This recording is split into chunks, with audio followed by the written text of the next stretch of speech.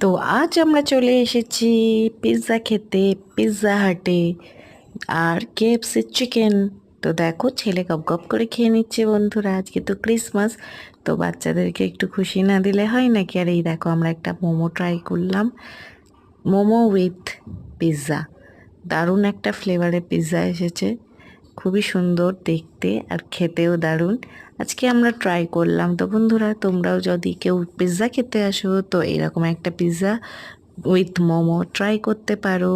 আর খুবই টেস্টি, এটা হচ্ছে ভেজ, ওরা যেহেতু খাচ্ছে চিকেন বাকেট, আর আমি খাবো মোমো উইথ পিৎজা।